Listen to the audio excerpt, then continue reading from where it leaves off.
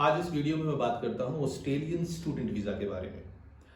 अगर हम बात करें इस ऑस्ट्रेलियन स्टूडेंट वीज़ा की, जो बहुत बड़ा चैलेंज इस साल में बन चुका है और लास्ट 1 और 2 इनटेक से हम देख रहे हैं कि बहुत ही ज़्यादा ऑस्ट्रेलिया अपने सारे के सारे प्रोसेस को लेकर बहुत टाइट चल रहा है। उसका रीज़न क्या है, उसका सोल्यूशन क्या है, वो सारी चीज़ें हम इस वीडियो में जरूर डिस्कस करने वाले हैं। सबसे पहले आप देखिए कि लोकल पॉपुलेशन इमिग्रेशन के बारे में क्या कहता है। उसके लिए एक छोटी सी क्लिप जो मैंने आपके लिए डाली है, प्लीज़ इसको देखिए। Confident that we've caught this problem in time. The problem? Record levels of migration. Net overseas migration surpassing 500,000 last financial year, the largest in Australia's history, fuelled by international students who accounted for more than half of arrivals. It's pushing up house prices, it's pushing up rental prices, it's making it harder to see the GP, it's making congestion issues worse. A new poll finding 62% of voters think migration is too high. They've created a mess, a complete mess. They always create a mess when it comes. आपने इस clip को देखा है और आपने देखा है कि कितनी बुरी तरह से ऑस्ट्रेलिया अलग अलग मुद्दों को लेकर वहां पर जूझ रहा है। अब इसका कारण मैं सबसे पहले डिस्कस करना चाहूंगा। अगर इसके कारण की बात की जाए तो कारण ये है कि प्री पेंडेमिक अगर आप संख्या देखेंगे, ग्राफ देखेंगे, तो ऑस्ट्रेलिया सिर्फ 2 लाख स्टूडेंट्स को ही वेलकम किया करता था। पर जैसे ही कोरोना खत्म हुआ और लास्ट ईयर 2023 में उन्होंने संख्या को बढ़ाकर 3 गुना से भी ज्यादा कर दिया। मतलब लास्ट ईयर 6.5 लाख से भी ऊपर स्टूडेंट ऑस्ट्रेलिया के अंदर माइग्रेट हो गए। उसकी वजह से क्या हुआ कि वहां पर घरों के जो किराए थे वो बढ़ चुके हैं, घरों के जो प्राइसेस थे वो बढ़ चुके हैं, सड़कों पर भीड़ बहुत ज्यादा हो चुका है, काम को लेकर लोकल पॉपुलेशन को भी बड़ी किल्लत का सामना करना पड़ रहा है। इन सारी प्रॉब्लम्स की वजह से ऑस्ट्रेलिया ने ये सारा एक बेहतरीन तरीके से वहां की जो पॉपुलेशन है उन्होंने प्रेशर गवर्नमेंट के ऊपर डाला है और लगभग 62% लोगों ने वोट किया है कि इमिग्रेशन को 50% कर देना चाहिए। उसको देखने के लिए आप इस वीडियो को ध्यान से समझिए। And now to the big headline from Australia. The land down under has an over-the-top problem. I'm talking about migration. It has climbed to record levels in Australia. It is adding pressure to housing, pushing rents to their highest levels and increasing infrastructure woes. So the country has come up with a plan.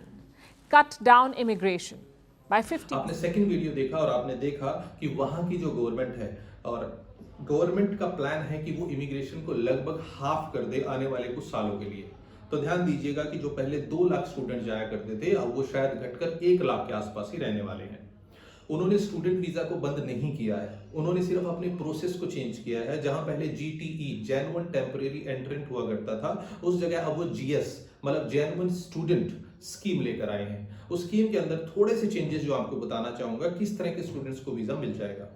अभी तक तो हमने बात की है problems की, ये सारे प्रॉब्लम हमने डायग्नोज किए हैं कि ऑस्ट्रेलिया क्यों ये सब कुछ चीजें कर रहा है। और अगर वीजा चाहिए आपको तो आपको कुछ सोल्यूशंस पे काम करना पड़ेगा, जो मैं अभी इस वीडियो में आपको 1 बाय 1 देता हूं। सबसे पहली चीज, अगर आप 12th या ग्रेजुएशन कर रहे हैं तो आपका परसेंटेज 65+ होना जरूरी है मेजर सब्जेक्ट्स के अंदर, और आप एक रिकॉग्नाइज्ड बोर्ड और एक रिकॉग्नाइज्ड यूनिवर्सिटी से ही अपनी पढ़ाई पूरी करें।